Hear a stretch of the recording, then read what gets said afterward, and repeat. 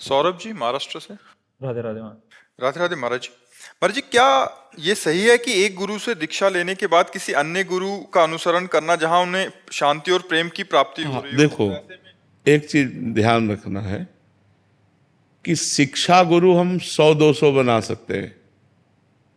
जैसे 24 शिक्षा गुरु बनाए दत्तात्रेय जी महाराज ने, लेकिन दीक्षा गुरु हमने दीक्षा ले ली। जैसे गुरु ने कहा राम राम जपो, अब हम राम राम जप करेंगे और 100-200 संतों से मिलेंगे, उनके अनुभव सुनेंगे।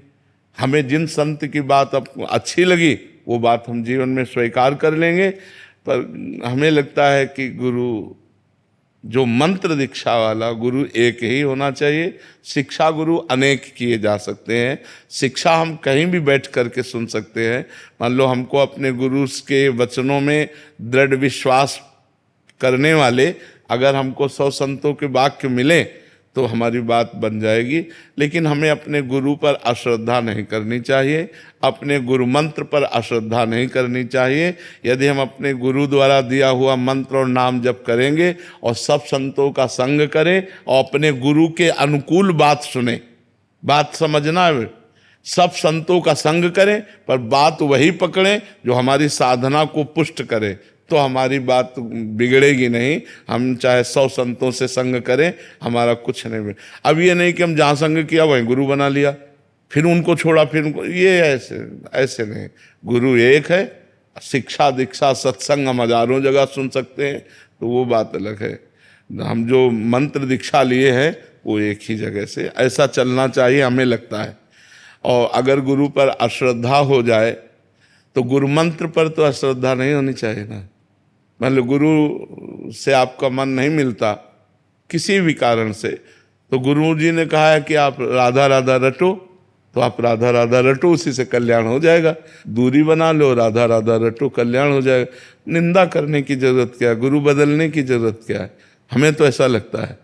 क्यों महाराज जी, इसमें थोड़ा सा विस्तार चाह रहा था। महाराज जी, जैसे कुछ हर एक संत भगवान के सिद्धांत अलग अलग होते हैं, साधना पद्धति के जो तो उसी में हमने कहा जो अपने गुरु सिद्धांत से बात मिलती हो, जो हमारे गुरु वचनों को पुष्ट करता हो, वही सत्संग हमें स्वीकार करना चाहिए और सुन सबका लेना चाहिए। कभी कोई संत भगवान जो वरिष्ठ होते हैं उन्होंने कोई आज्ञा कर दिया जो गुरुदेव के सिद्धांत से थोड़ी अलग जा रही है, नहीं तो मानना वो मतलब सुन लें बट अपने गुरुदेव या उनके आगे प्रस्तुत कर दें।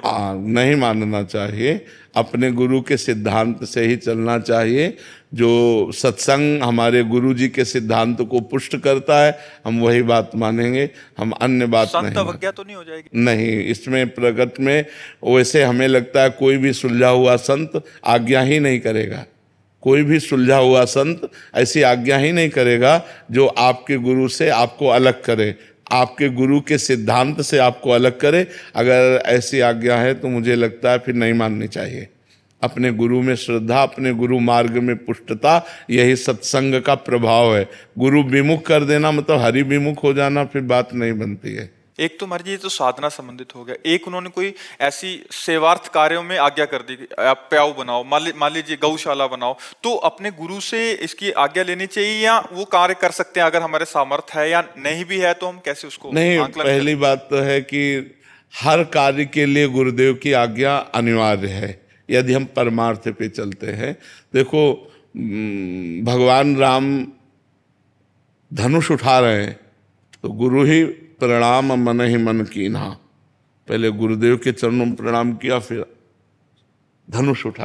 मतलब हर एक कार्य अपने गुरुदेव की आज्ञा, गुरुदेव को नमन। गुरुदेव, अब जैसे किसी संत ने कहा कि आप पौशाला खोलिए, जी महाराज जी, गुरुदेव भगवान से बात करते हैं, खुली बात है, हम अपने गुरुदेव भगवान से बात करते हैं और गुरुदेव भगवान सहमति दे देते हैं कि हाँ खोलिए, हमारे पास धन है तो हम पौशाला खोल देते हैं।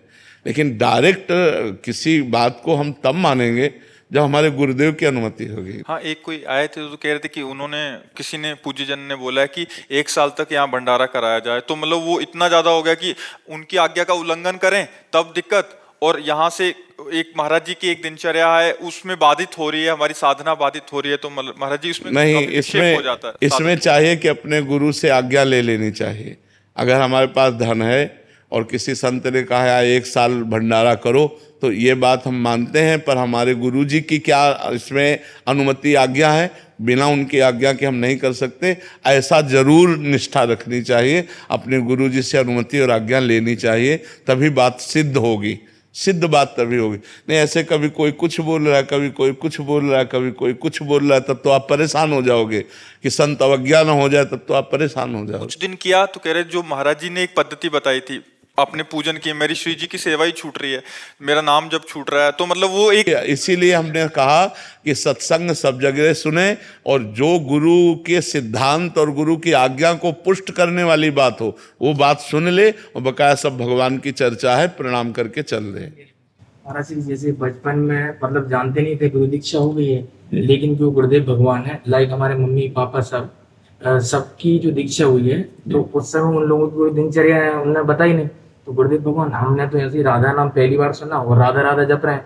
हाँ, अब जैसे एकदम बचपन में गुरु मंत्र तो थोड़ा जब तक विवेक ना हो, हमें पता ही नहीं है कि गुरु क्या होते हैं, गुरु मंत्र क्या होते हैं, तो फिर उस समय नहीं, उस समय नाम भगवान का जपने की प्रेरणा करनी चाहिए। गुरु मंत्र तब देना चाहिए जब थोड़ा ज्ञान प्रकाशित हो जाए, कि वो समझे गुरु मंत्र क्या होता है, गुरु क्या होता है, सतमार्ग क्या हो। तो जैसे अब आपकी अवस्था है, अब आप समझ रहे हो, तो समझ करके उस मार्ग को स्वीकार करने में कोई दोष नहीं।